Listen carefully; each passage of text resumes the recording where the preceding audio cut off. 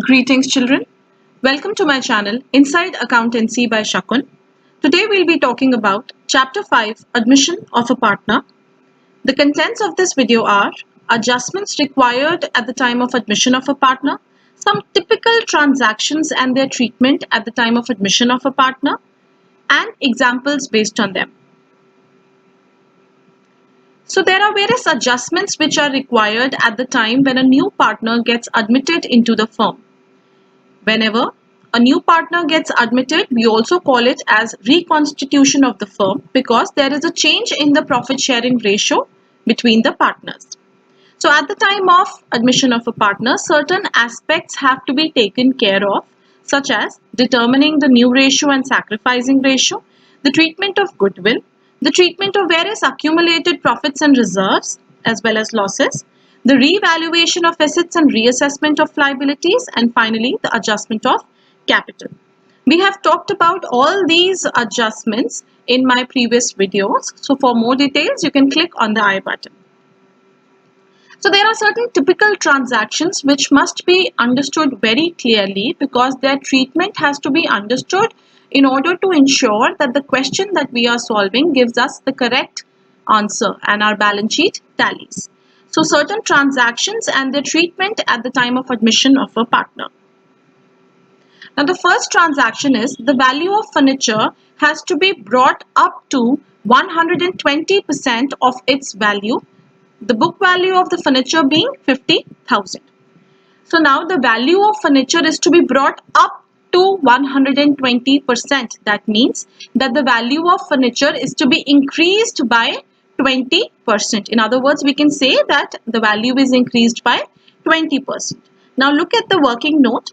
Now the value of furniture as per the adjustment should be 120% of 50,000, which is equal to 60,000. Now the current book value which is given in the question is 50,000.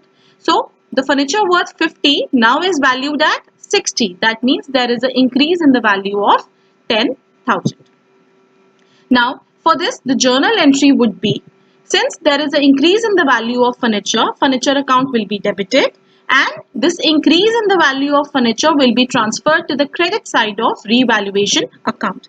Please note, it is very important for the children to understand the journal entries, because if you know the journal entries, you will be able to solve the rest of the question. You will be able to find out the correct profit or loss on revaluation. You will be able to make the partner's capital account. So point is that understanding the journal entries is very important.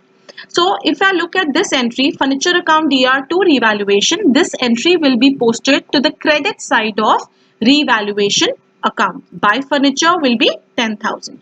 I have only shown the journal entries here because again I am repeating, if you know the journal, the posting can easily be done. Moving on.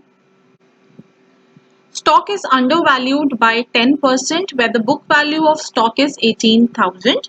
That means in the balance sheet, stock appears at 18,000, which is the undervalued amount. That means the real value of stock is more than 18,000.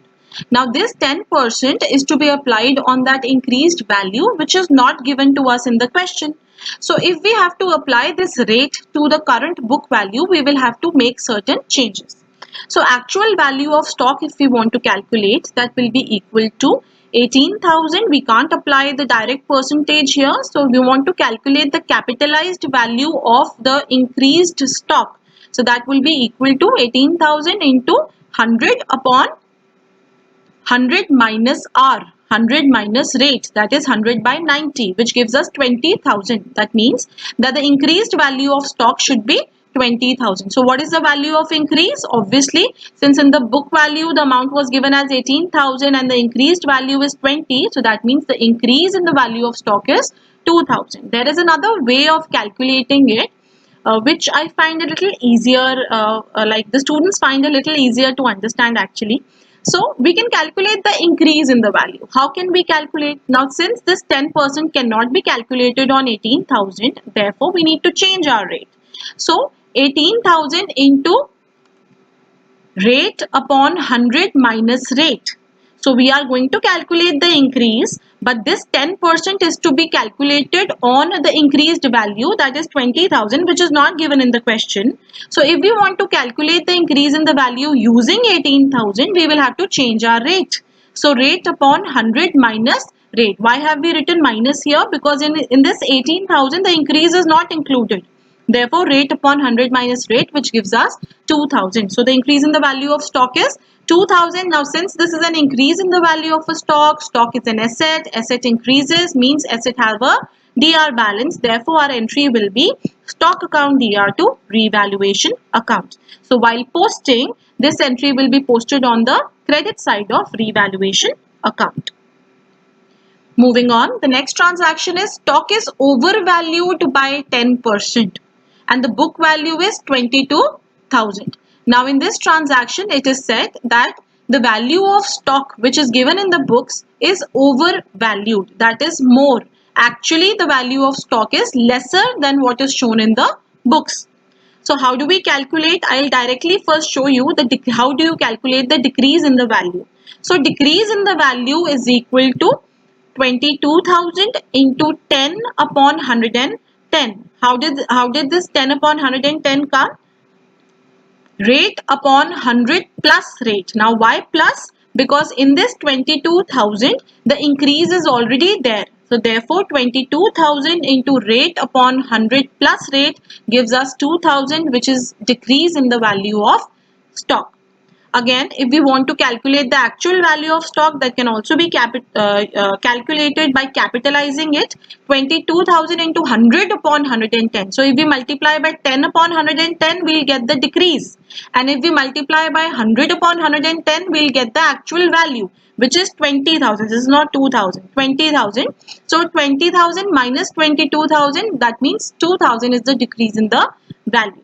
So since the stock is decreasing, therefore stock account will be credited. Decrease in the value of an asset is always credited, and it is credited and transferred to revaluation account on the debit side of revaluation account. Now if we want to post this entry will be posted on the debit side of revaluation account. Moving on, expenses of revaluation 5,000 paid by X. Now in case of expenses of revaluation, since it is an expense for the firm, therefore revaluation account should be debited. Now the firm is not paying the expenses themselves, the expenses are paid by X. So therefore X's capital account should be credited. Why do we credit capital account? Because of the reason that X has made the payment, but the firm has to make the compensation back to X. That is why the capital account is credited here. As you all know that capital account is credited in case of increase in capital. Now you must be thinking that X is making the payment, then why his capital account is credited? Now X is making the payment, no doubts, but he will be getting the amount back from the firm. Therefore X's capital account is credited. Now this amount while posting will be transferred to the debit side of revaluation account to X's capital 5,000. The next transaction is investments are taken over by B at their market value of 4,900 against cash payment, and the book value of investments is 5,000. So the investments in our books is shown at 5,000, but their market value is 4,900, at which B is taking them but against cash payment. So what will be the journal entry? Our journal entry will be, since B is taking it on cash payment, that means we are receiving the cash.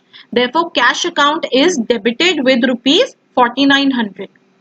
Revaluation account is debited with the loss that we are suffering, and investments are credited with the total amount of investments that are going out of the firm. I'll repeat this. Investments are going out of the firm, so they are credited not with the market value but they are credited at the value at which they are recorded. So investments are credited with 5,000. Cash we are receiving from B, therefore cash debit what comes in. So cash is debited with 4,900, and the difference 100, since it appears on the debit side, that means it is a loss, and losses are transferred to revaluation account. Now in this question, had there been a transaction that it was not against cash payment, so in that case instead of cash account, B's capital account would have been debited. So if this cash payment was not written here, then B's capital account would have been debited. Moving on, machinery is taken over by X for 80,000, whereas the book value is 60,000. Now no cash payment is mentioned here, and machinery is taken over by X. That means X is the receiver.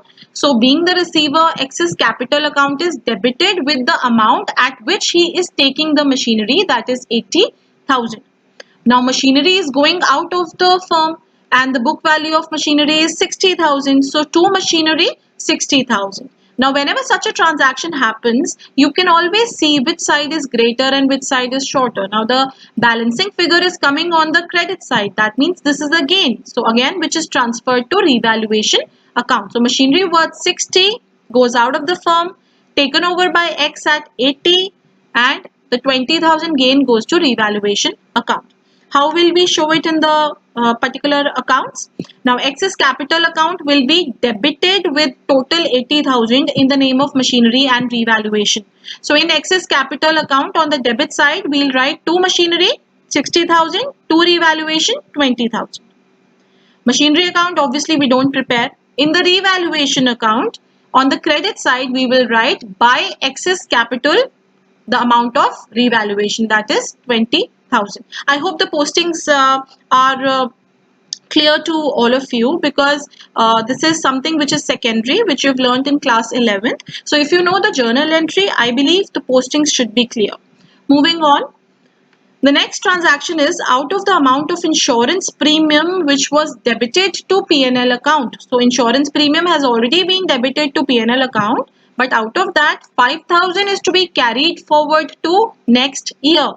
So the amount of insurance premium which is carried forward to next year means this is the prepaid insurance. Prepaid insurance is an asset. Assets always have a debit balance. Therefore, prepaid insurance is debited. Since this is an increase in the value of an asset, therefore, prepaid insurance is debited and it is transferred to revaluation account. While posting, you will show it on the credit side of revaluation account in the name of buy prepaid insurance 5,000. Moving on. 1/3 of machinery is taken over by Y for 30,000. 1/3 is taken over for 30,000, and the balance, what will be the balance? The balance will be 2/3. So the balance, that is 2/3, is revalued at 57,600. Now the book value of this machinery is 72,000. This would be given to you in the question. Now let's look at the working note. So the book value of machinery is 72. That's given in the question. 1/3 of this machinery, that means 72,000 into 1 by 3 gives us 24,000. Now this 24,000 worth of machinery is taken over by Y at rupees 30,000. So the value of machinery was 24, taken over by Y at 30. That means 6,000 is the increase in the value of machinery. The second working note, again the book value is 72. 2/3 of the machinery, that is 72,000 into 2 by 3 gives us 48,000. So 2/3 of the machinery, that is machinery worth rupees 48,000, is revalued at 57,600. Again there is an increase of 9,600 in the machinery. So there is an increase in machinery of 6,000 as well as 9,600. So amounting to 15,600. The total gain on machinery or the total increase in machinery is 15,600. Okay.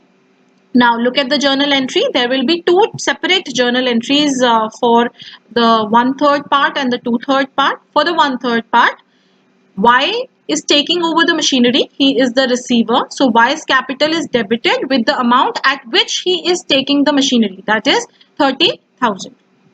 Now machinery is going out. The machinery account will be credited with the book value of this machinery, and the book value was 1/3 was the book value, which is 24,000. So the difference, that is increase, is transferred to revaluation account.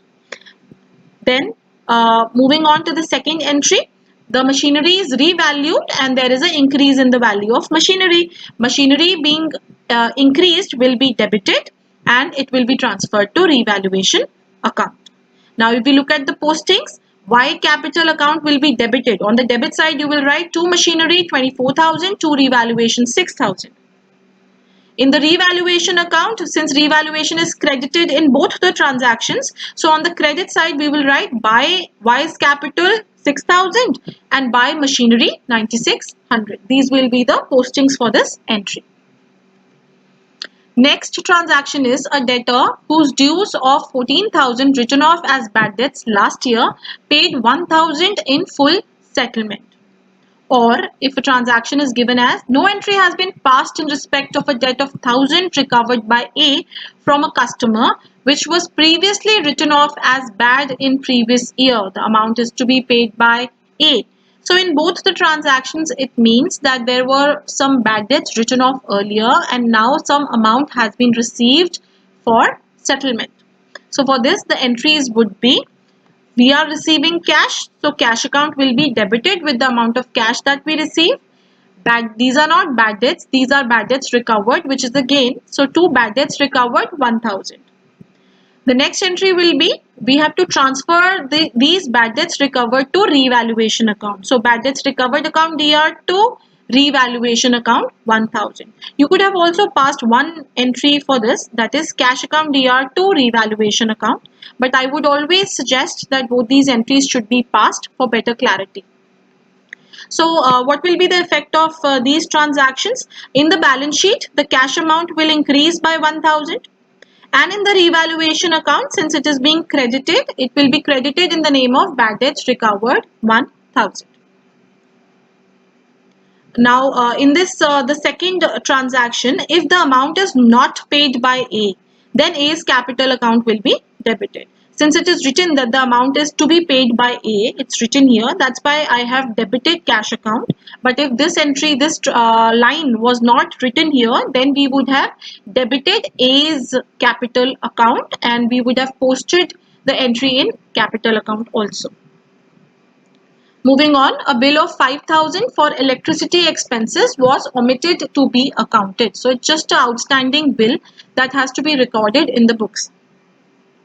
The journal entry will be revaluation debit to outstanding electricity expenses. Why have I credited the outstanding electricity expenses? Because these are a liability and liability always has a credit balance. So it will be shown on the debit side of revaluation account. The next entry is expenses on revaluation of assets and reassessment of liabilities amounting to 1,400 is paid by the firm. Now since these are expenses, so revaluation obviously will be debited. Now who's making the payment? The firm. How does the firm make the payment? Through cash or bank. So revaluation is debited because it is an expense and cash or bank account will be credited. See, whenever cash or bank account appears, you should know and you should remember that in the balance sheet you have to make the adjustments. If cash is coming in, it should be added to the cash in the balance sheet, and if cash is going out, it should be subtracted. Similar is the case for bank. So the entry will be revaluation to bank, it will be debited in the revaluation account. The next entry is an unaccounted accrued income of 1,400 is to be accounted. Unaccounted means we haven't recorded it yet. Accrued income means income which is due but not received. Income due but not received is an asset. Assets always have a DR balance, therefore it is debited and to revaluation. So this entry will be posted on the credit side of revaluation account by accrued income. Please remember, accrued income is the income which is due but not received. Since we have not received this income, we have to receive the benefit. Therefore, it is an asset. The next transaction is a liability for 1080 to be created against bills discounted. So there must have been some bills which are discounted and now a liability is to be created against them. What would be the journal entry? Revaluation account DR2, the liability which we are creating, liability against bills discounted or liability for bills discounted. Since this is an increase in the value of liability, therefore it is credited and it is transferred to the debit side of revaluation account. Moving on, debtors rupees 1,500 will be written off as bad debts and a provision of 5% will be created for bad and doubtful debts. Now debtors given in the balance sheet are 18,000 And also provision for bad debts is given as 2000 in the balance sheet. Now this is a very important adjustment, because this is one adjustment where maximum children make mistakes. So in this transaction, it is given that 1500 is the bad debts, and you need to create a provision of 5% for the doubtful debts, right? So how will we do it? First of all, we need to calculate the new provision. Before we do that, we should understand that provision is always calculated on the good debtors. Now the debtors given in the question were 18,000 and the bad debts were 1500. So if we subtract 1500 from 8000 and then we calculate the 5%, we will get the value of the new provision, which is 825. Now the old provision already given in the question was 2000. That was given in the question. And we know that the further bad debts again given in the adjustment is 1500. Now whenever there are bad debts, they should always be covered up from the provision. If the provision exists, the bad debts should be covered up from the provision. So out of this 2000, 1500 has been used to cover up the bad debts. So what is the balance left in provision? That is 500 only. 2000 we had in the provision, 1500 were bad debts. Subtract that, 500 is the balance that is left. Now new provision had to be created at 825. We already have 500. That means 325 will be the amount by which we have to increase our provision. Now what will be the journal entries like? First of all, for the bad debts, as you have studied in class 11th also, bad debts being a loss is debited and it leads to decrease in the value of debtors. Therefore, bad debts to debtor 1500, the bad debts. Now, if in this question the provision was not given, then we would have transferred the bad debts to revaluation account. But provision is given. Therefore, the bad debts of 1500 will be covered up from provision. So, our second entry is provision for doubtful debts account DR to bad debts. Now, please note I have not written 2000 here. I am not required to write the amount of provision here. Rather, I am required to write the amount of bad debts that can be covered from provision. Provision was 2000, bad debts were 1500. I could easily cover it up. That's why I have written 1500, the amount that has been covered up from the provision. Okay, so bad debts to debtor, provision to bad debts. Next entry will be for the creation of new provision. So new provision is a liability. It leads to increase in the value of liability, and we have already calculated the amount. Since we had balance of 500 and the amount had to be 825, that means we need to create provision for 325. So revaluation account DR2, provision for doubtful debts will be 325. Please always note that bad debts are always written off from provision for doubtful debts if it appears in the balance sheet. The amount not written off is transferred to revaluation account. So if the provision for doubtful debts is not there, it's not given in the balance sheet, then they are fully transferred to revaluation account. But if in case the provision are given but the value of provision is less, for example, if in this question the old provision would have, let's say, would have been 1000. So in that case our bad debts are 1500. We are able to cover up only 1000 from the provision. So the remaining 500 would have been transferred to revaluation account. But please remember that bad debts are they are always written off from provision if they are given in the balance sheet, and if they are not given in the balance sheet, then they are transferred to revaluation account.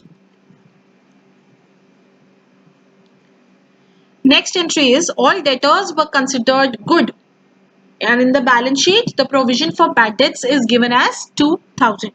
All debtors were considered good means there is no need, or there are no bad debts. So basically there is no need to have a provision for bad debts also. So provision for that bad debts is not required, and hence it should be written off. So our entry will be provision being a liability, and now there is a decrease in the value of liability. Therefore provision for bad debts should be debited and it is transferred to revaluation account, since this is a decrease in the value of an liability. Moving on, a bill of exchange of 10,000 which was previously discounted with the banker was dishonored on 31st March, but no entry has been passed for dishonor. Now this concept is related to your class 11th concept. A bill of exchange which was previously discounted with the banker is now dishonored. So I've just written the earlier entries which you used to study at the time of class 11th. When we have a bill of exchange, when the bill is accepted, the entry is bills receivable to debtor. And at the time of discounting it with the bank, the entry is bank account DR to bills receivable. Now at the time of dishonor, we simply have to pass the reverse entry. Now look at both these entries. Bills receivable account has already been written off. Earlier it was DR, now it is CR, so it doesn't exist. So what do we have? We have debtors and we have bank. So we have to pass a reverse entry. So our journal entry would be bank, which was earlier debited, will now be credited, and debtor, which was earlier credited, will now be debited. I hope you all remember that concept, that at the time of dishonor, the reverse entry is passed. So the debtor again becomes the debtor, and we are liable to make the payment to the bank. Therefore, for this entry, our journal entry will be debtor to bank. Now, revaluation account is not being affected here. What will be the effect? In the balance sheet, the debtors will increase by 10,000 and the bank account will be decreased by 10,000. Why decreased? Because bank is being credited. Next, Shikha, an old customer whose account was written off as bad debts, has promised to pay 2,500 in settlement of her dues. Now, since it is a promise that is made by an old debtor, therefore our entry is debtor account DR to revaluation. She has just promised to make her payment. She has not actually made a payment. So therefore, since it is a promise, that means she will become a debtor. So Shikha's account or debtor account DR to revaluation, increase in the value of an asset, will be transferred to the credit side of revaluation account. So for the promise, we do not like debit cash account. One more thing, since it's a promise to make the payment, cash account is not debited as these are not bad debts recovered. So we are not actually recovering these bad debts. So that's why cash is not debited. Next entry is bills accepted worth 40,000 issued by a creditor were not recorded in the books. So there were certain bills which were accepted by a creditor. What happens is our creditors have accepted a bill. Okay, so our creditors will decrease and our bills payable, the liability will increase. So our entry will be creditors account DR being a decrease in the value of liability, and bills payable account will be credited being an increase in the value of liability. Again, revaluation account will not be affected here. In the balance sheet, creditors will decrease by 40,000 and a new liability of bills payable will be created. It will not be shown in the revaluation account. It will not be affected, the revaluation account. Moving on, a old partner provides 1 lakh loan to the business carrying interest at 12% per annum. Admission of new partner happens on 1st of April 2018. So old partner provides a loan to the business, simple entry, cash is coming in or maybe through bank. So cash or bank account DR2, since that's a loan and not capital, so it is transferred to A's loan account. We will not be passing any entry for the interest because of the reason that the accounts are made on 1st of April and interest entries will be adjusted at the end of the year. So according to this entry, the cash or bank will be increased by 1 lakh in the balance sheet and A's loan will be shown on the liability side.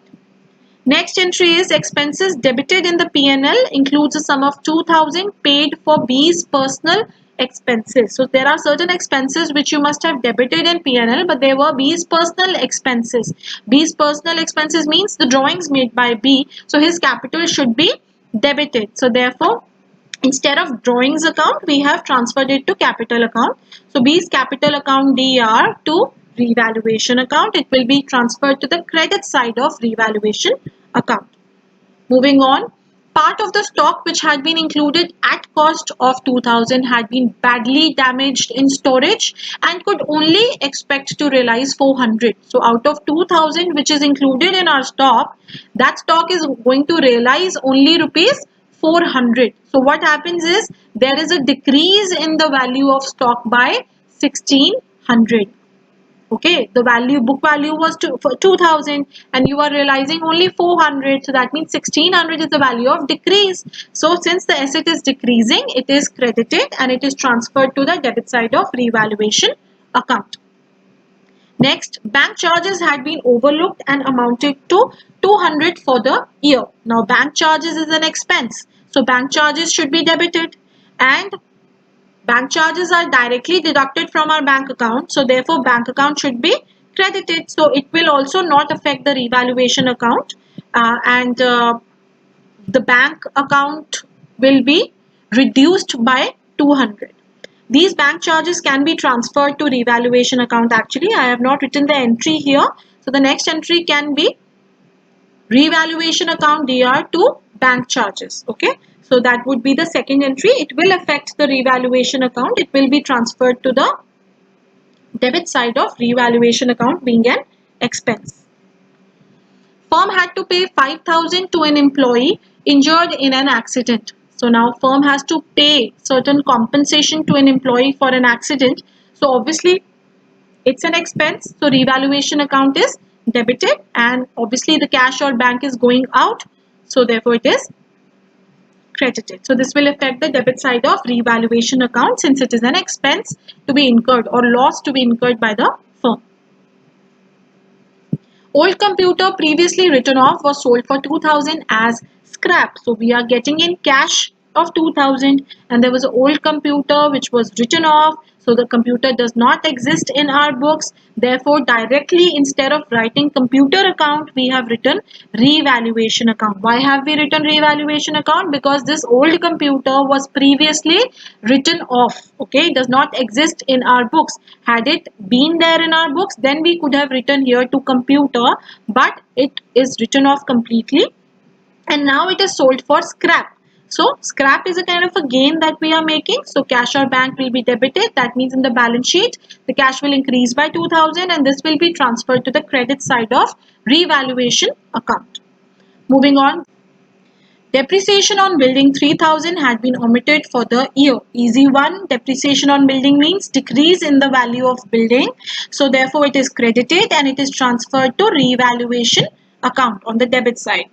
The next entry is a credit for goods for 8,000 had been omitted from both purchases and creditors, although the goods had been correctly included in stock. So we had made credit purchases, and we had not recorded it in the purchases account also, and not in the creditors account also, although we had correctly included in stock. Now, since we had correctly included in stock, that means now we don't need to show it under purchases, but the creditors definitely will increase. Okay, because when we do credit purchases, purchases account should be debited and creditors should be credited. But we have already included in stock, so purchases need not be debited, but creditors have to be credited. So therefore, revaluation to creditors, the increase in the value of liability, that is creditors.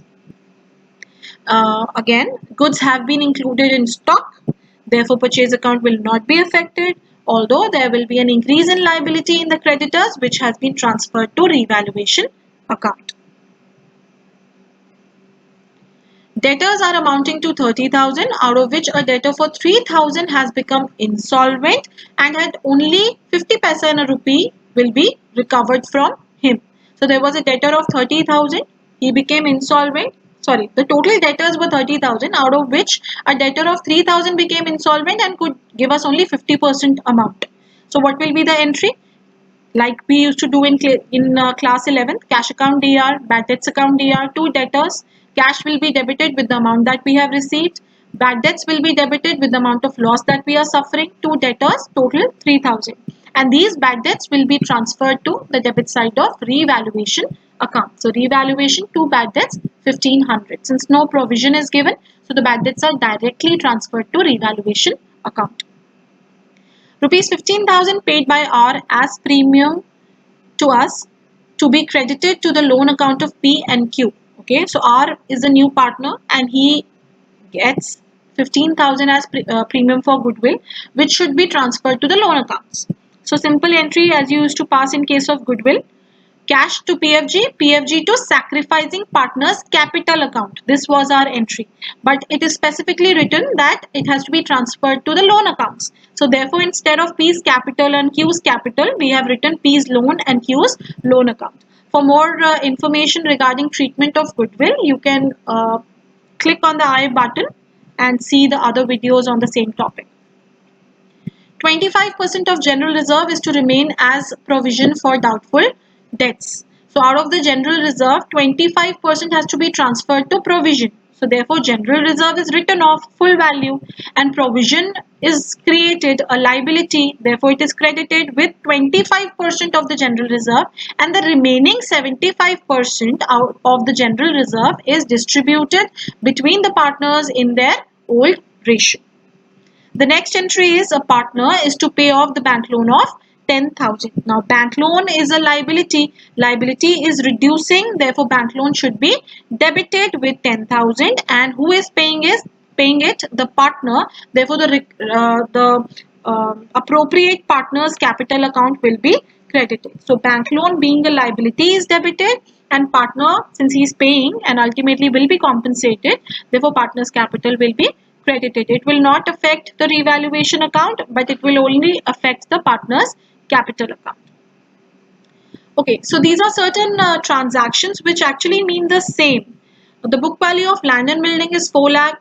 If it is given that it is to be appreciated by 1 lakh, or it is to be increased by 25%, increased to 5 lakh, increased to 125%, valued at 5 lakh, undervalued by 1 lakh, undervalued by 20%, all these statements, the languages are different, but all these statements, in all these statements, the accounting treatment is exactly the same. It is leading to increase in the value of a building. Building is debited and revaluation is credited. Building account DR to revaluation. Similarly, if book value is 1 lakh and it is given that plant and machinery is to be depreciated by 20,000, decreased by 20%, decreased to 80,000, decreased to 80%, valued at 80,000, overvalued by 20,000 or by 25%, again the statements are different, but the treatment is exactly the same. I have explained all these in details in my previous video for the previous chapter, change in profit sharing ratio. For more details, you can click on the I button. Now, there are certain transactions which are not recorded in revaluation account, as I've already discussed in the previous entries. So, for example, any liability which is paid at par, there is no loss, no gain. Any asset sold at par, or any asset taken over by the partner at par. At par means there is no loss, no gain. So, obviously, it will not be recorded in the revaluation account. Any asset given to the creditor at par, bills receivable dishonored, unless drawee is declared insolvent, obviously. Then certain special transactions relating to IFR or WCR, and certain typical transactions relating to bad debts or provision for doubtful debts. I have already explained these transactions, all these typical transactions in this video only. So this is just an overview. You can just keep a screenshot of it for your future reference. So in this video, we have talked about the various adjustments which are required at the time of admission, a lot of typical transactions and their treatment at the time of admission of a partner, and mark my words, these are all the typical transactions that I have tried to cover in this video. So majority of the transactions I have actually covered. So if you watch this video, that means majority of the adjustment entries in case of admission questions will be taken care of. So obviously along with the examples. So I hope the concept was clear to you. If you liked my video, please show some love, like my video, subscribe to my channel, hit the bell button. In case you have any queries, you can contact me on my email ID, or you can leave a comment in the comment section below. Thank you so much for being so patient and listening to me.